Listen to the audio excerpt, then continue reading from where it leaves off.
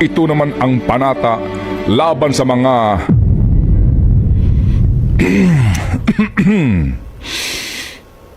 nambubudol sa Pilipino.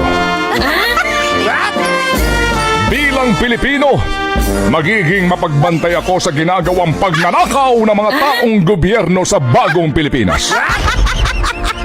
Bilang Pilipino, isisiwalat ko ng buong tapang at may dangal ang katiwalian at pagmamalabis ng mga taong nagpapanggap na mga lingkod bayan.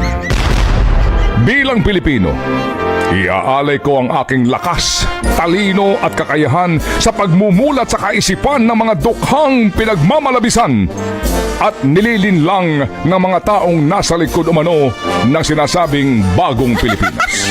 Bilang mga Pilipino, magkaisa tayo sa paggising sa lahat ng mga nabudol at bilang mga Pilipino na nagmamalasakit sa kalagayan ng mga nagdarahop na mga maralita nating kababayan, sabay-sabay tayong sisigaw na may buong tapang sa mga kabulastugan ng mga opisyal ng bayan. Sabay-sabay tayong sisigaw ng sambayanan.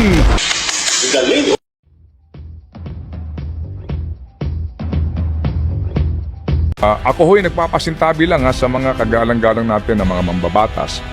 Kasi for example, si Mick Subiri, no?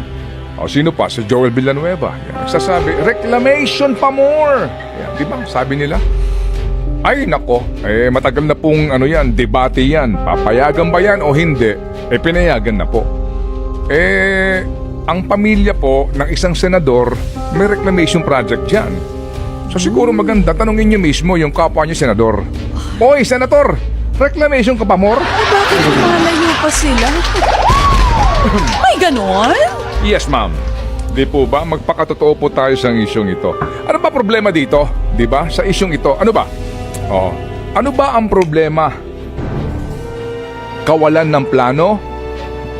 Mukhang hindi kasi may master plan na po.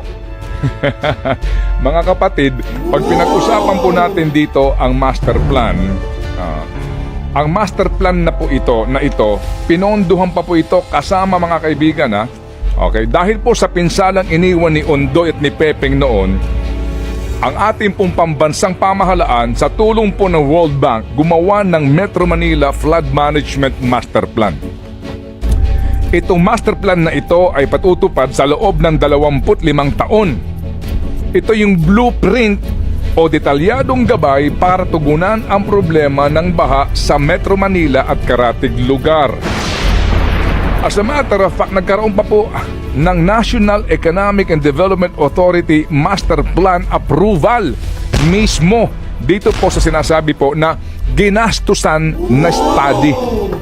Nagkaroon din po ng Flood Summit mismo sa Kamara de Representante. Kapag pinag-usapan natin ang plano, may master plan na. Pera, pondo, yun ba ang kulang? Hindi. Dahil, mga kapatid, sa record mismo. At sino ba nag-a-aproba nito? Hahanapin nyo yung pera, pero kayo nag-a-aproba, di ba? Sa pagbibigay ng pera. Ang sisti nga kasi, wala pong accountability na nangyayari. Hindi po ba? Ngayon po, focus na naman po wala muna ngayong pogo. Wala munang alis goo ngayon. Dito tayo nakafocus sa baha. Ngayon, aaraw, isang buwan, malilimutan po na naman ito. Hahanapin mo na naman si Alice Goo. Hindi ba? Ganto po at ganto tayo lagi sa bayan na ito Nakakainis na, di ba? Nakakapagod na. Pero anong gagawin natin? Pwede bang mag-live muna bilang Pilipino? Ay, huwag masyadong matagal. Nakakainis nga, di ba? Ay, sinabi mo sabi ba? ko nga sa iyo, mga kapatid, nung pong unang panahon ang aming segment sa Hoy Gising kasama si Corina at maging si Chris Aquino. Kasama namin si Chris Jan. Tapos naging si Ruth Abaw. And then si Jel Relos. Ayan. Hoy Gising. BLT. Basura, lubak. Okay. Basura, lubak, tubig. Ayun, yun Kasama BLT. Noon pa po pinag-uusapan yan Yung isyong yan Itong baha din po, mga kapatid. Sino pa presidente noon? Si Cory Aquino. Mga kapatid, ito po pag-usapan natin ng pera. So meron ka ng master plan. Wala ka ng problema doon. Ang bayan gumasta na po ng master plan. May may gastos yan eh. May pag-aaral yan eh. Pera. Okay. Magkano ho ba ang pera na nailaan na so far dito nga po sa mga flood control projects na ito? For last year, mga kapatid, ang binabanggit nila dyan, 2024 budget, magkano? 2024 budget, 450 billion pesos. Okay, that's for nationwide. Oo. Walang detalye dyan kung magkano po ang for NCR. Ang sabi po ni Ginoong Bonoan, ang flood control projects ay sa Metro Manila.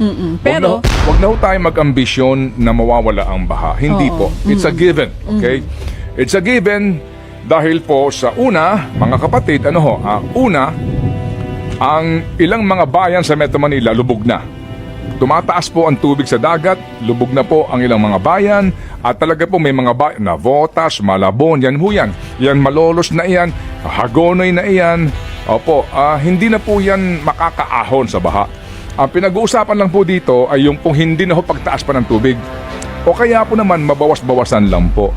At hindi na rin po maiaalis na dahil po din sa kawalan ng National Land Use Act, ang mga kabayanan po dito ho sa Rizal, yun na po yan. So hindi na po mawawala itong baha na ito. Wala pong flood eradication project. Ano ito?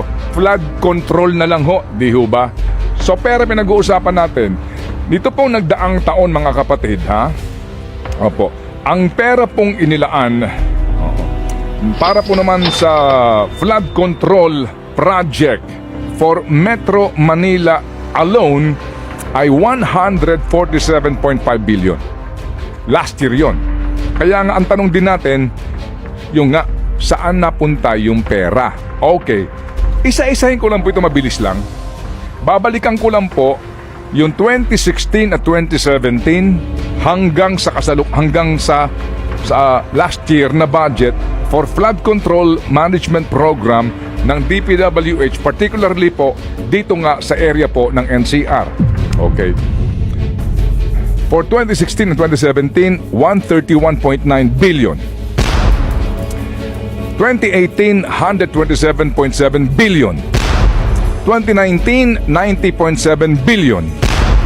2020, 90.1 billion. 2021, 101.8 billion. 2022, 129 billion. Last year, 183 billion. Hindi pa kasama dyan, mga kapatid, yung pong mga proyekto na nakalaan po for Metro Manila Development Authority alone. Kagaya po ng 541 million na ibinigay po ng World Bank at Asian Development Infrastructure Investment Bank para po sa MMDA. Pag pinagsama-sama po natin ang lahat ng ito, trilyon na po ito eh. Diba? So tama naman, diba, baby girl? Hanapin po natin saan napunta yung pera. Oo. Pero ngayon nagtatanong kayo, kapag nawala yung baha, bibigyan nyo na naman ng pera. Sino ba nagbibigay ng pera dito? Eh di Kongreso. Kayo hinahanap mo saan napunta yung pera. Okay.